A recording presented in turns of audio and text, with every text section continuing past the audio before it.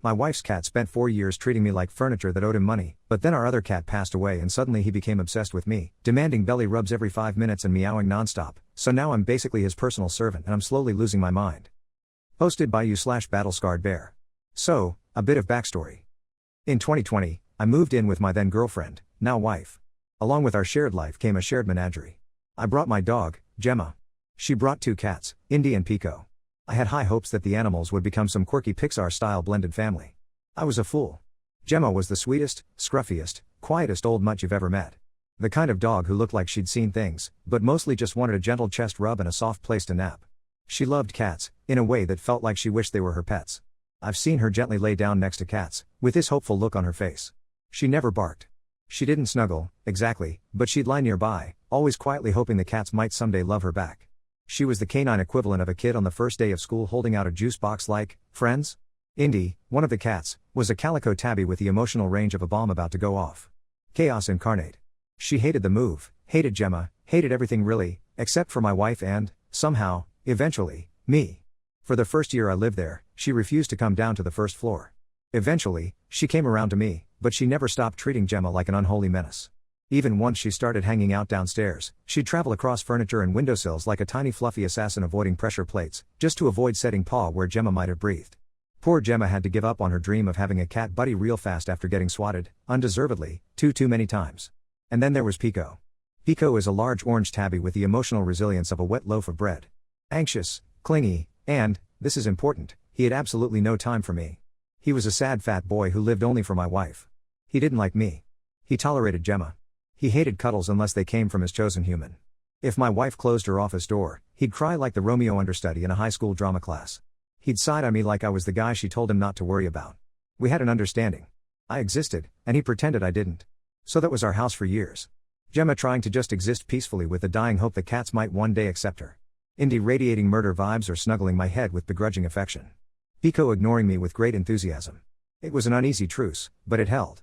2 years ago, Gemma passed, peacefully, at 16. We were gutted. A few months later, Indy, who had slowly warmed up to me over time, decided I was her person. She got clingy. She'd caterwaul when I left. Sleep on my chest, my head, my back. Wherever she could drape her angry little body. Full gremlin energy, but affectionate. Recently, Indy's health declined. She had a worsening heart murmur, and about a month ago, we made the difficult decision to let her go gently. She was 17. We were devastated all over again. And then, immediately after Indy's passing, like within a few days, something shifted. Pico changed. Suddenly, the cat who had ignored me for 4 years became obsessed with me. He sleeps with me at night now. Rolls over for belly rubs like I'm some kind of feline massage therapist. He insists on being in my office all day. If I go back to bed, he climbs in and snuggles up like I'm the last patch of sunlight in the universe. He wants me to feed him now. And he'll ignore my wife, his actual person, to come bop my chair and demand attention. Then he purrs like a dying lawnmower and looks at me with the kind of absolute adoration usually reserved for cult leaders and those who open cans. We didn't change our routine. We didn't rearrange the house. My wife is still very much present and fully available for cuddles. But Pico is acting like I'm his long-lost soulmate, and he's making up for lost time. Which leaves both of us, me and my wife, completely baffled. I have several theories. Indy bullied him into keeping his distance, and now that she's gone, he's free to pursue this forbidden human romance. He's grieving, and somehow senses I'm grieving too. But it feels less like let's heal together and more like rub my belly, grief monkey. This is a long con. He's softening me up for something. I don't know what. He's terrible at being a cat, so probably not murder. But definitely something. The shift has been instant and total. I feel like I'm living with a completely different animal. Nothing else has changed. My wife is still here. She is supposed to be his person. Now apparently I am? Has anyone else had a cat pull this kind of emotional U-turn? I feel like I'm living with a completely different animal now. I mean, I'm not complaining. He's a great cuddler and he's terrible at being a cat, and that's sort of charming in its own right, but I feel like I missed something here. Is this normal? Is this grief? Is he just now realizing I give excellent belly rubs? A glitch in the cat matrix? Or have I been a mark all along? Relevant comments. Commenter 1, he misses Indy, and Indy loved you. He's reaching out. Ops response, I desperately want to believe this, and you may very well be right. But I've been so suspicious of his motivations that it's hard to trust this sudden wave of relentless adorableness. It feels like it could be nefarious. Or, at the very least, deeply selfish. Which, in all honesty, I respect. You get those belly rubs, peaks. If this turns out to be a fully coordinated emotional assault, I will be in awe of the long game. I do want to reinforce that it never really seemed like the cats got along, Which is why I have a hard time believing he's grieving in any classic sense. Indy barely tolerated him any more than she tolerated Gemma. I once caught them sleeping on the same bed within inches of each other, and it was such a rare event it became a household breaking news. We discussed it all afternoon, like a panel of cable news pundits trying to fill airtime during an election cycle. To be fair, though, maybe Pico would have preferred a more peaceful, inner-loving household. I imagine he misses Indy in the way that the Stockholm hostages miss Jan Erik Olsen. Commenter 2, he's grieving and wants to make sure you are okay. Cats are odd like this. It's probably the new normal now. I don't think Indy was bullying him. It's more likely that he is missing Indy, and you remind him of her. Ops response, I can promise you, she most definitely was bullying. She bullied all of us. That was her love language. It was also her method of establishing her monarchy. She didn't gently coax me into cuddles. She would caterwaul and screech until I followed her to the chair or bed she had chosen for our shared comfort. She would occasionally go out of her way to surprise swat Gemma, just to remind her who ruled the realm. And if she realized Pico was even in staring distance, she would flip the entire heck out. Indy was absolutely a bully. But she was our bully. In all seriousness though, I do hope this is the new normal. Pico is very squishy, and I like giving him belly rubs. If he pulls this rug out from under me, I will be absolutely destroyed. Update, 5 weeks later. It has been over a month since I posted about this situation, and I can tell you, I am slowly going mad. Many of you responded to that post, alluding to some version of the theory that Indy, our cat who recently passed, had claimed me as hers, and that she had kept the other cat, Pico, from me. I have now come to believe this may be true, but not in the way you all thought. I think she was protecting me from him. One might even say she did it for his own good. He does not stop meowing. Am I exaggerating? Of course I am.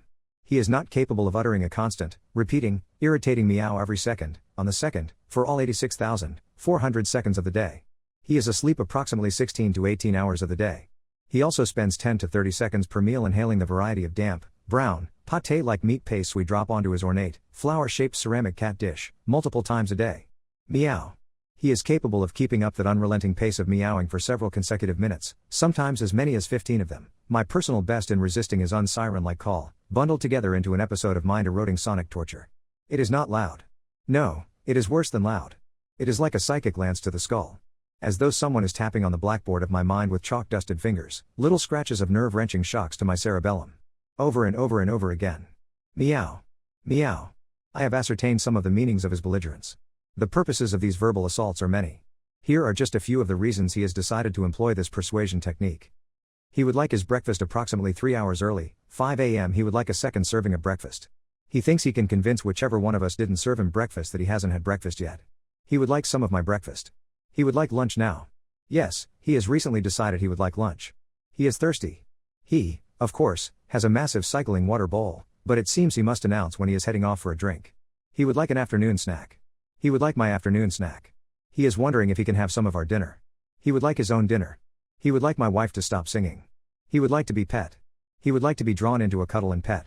He would like to be drawn into a cuddle and pet at 1 a.m. He would like to be drawn into a cuddle and pet at 3 a.m. He would like to have a post-breakfast cuddle. He would like to have a post-dinner cuddle. He would like to be elevated onto the bed. He would like to be de-elevated from the bed. Here are 2 things he does not utilize this skill for. Warning us he is about to vomit a hairball, or his dinner, onto the bed. Letting us know he has failed to reach the litter boxes, and has instead opted to poop on the stairs. Meow. Meow. Meow.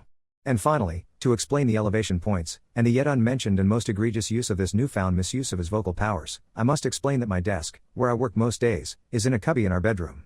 Directly behind me is our marital bed, which, in his ascension and self-crowning as king of this domain, he has claimed as his royal throne.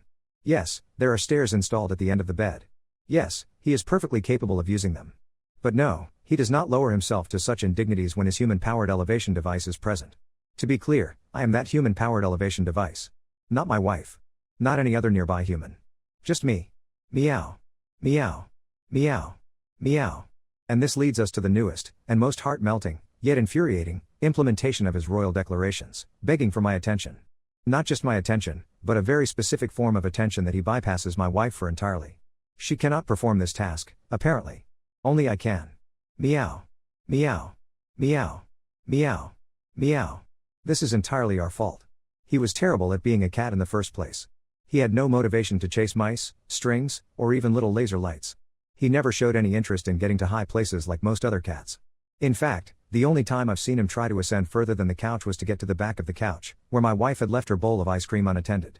He has always been spoiled, and we spoil him further, because there is no going back. He is nearly 17. This is who he is. A hedonistic loaf of fur. Meow. Meow. Meow. Meow. Meow. Meow. Even as I write this, he is pawing at the back of my chair, demanding that I perform my duty.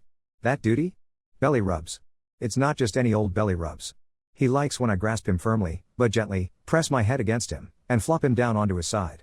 A gesture that began out of pure frustration. After being interrupted for the 7th time in an hour, I pressed him to the bed and gave him a fury-fueled belly rub as recriminations for his bad behavior, only to have him start purring. Loudly. The same way he used to purr for my wife when she would relent and let him cuddle her in the wee hours. A purr I once interpreted as a petulant, performative, dramatic cat version of, "See, fat man? She loves me more." Meow. Meow. Meow. Meow. Meow. Meow. Meow. Now, weeks later, I must repeat this ritual several times a day. I am not allowed on the bed with him. I must remain seated in my chair, leaning over him so he can paw at my shirt or attempt to clean my face. He either wants to be fully on his back, clinging to my arm with his front paws, or slightly on his side, kneading the air like a baker of invisible biscuits. Is it cute? Of course.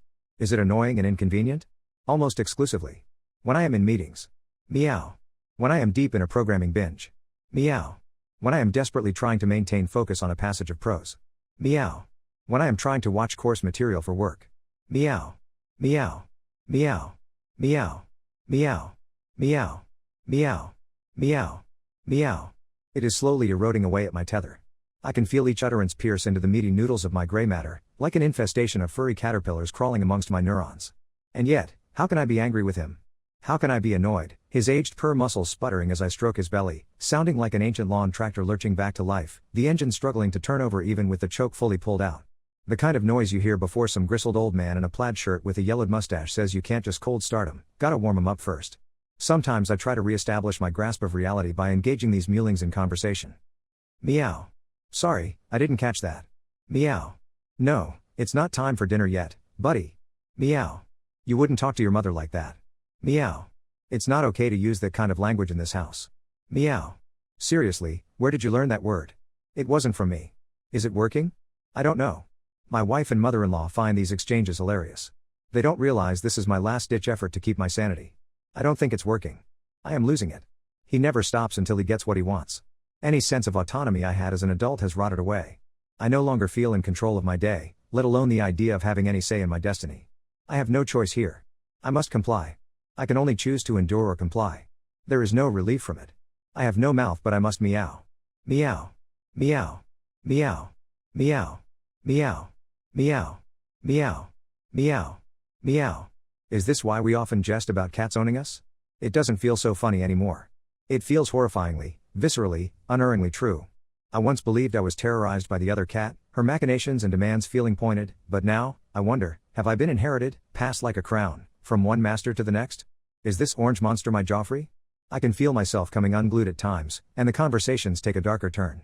I'll turn to my wife and say, "Listen, I'm not 100% on the translation, but I'm pretty sure he's saying he's tired of it here, and he'd like to be taken to the shelter to find a more extravagant home, something more suited to his proclivities.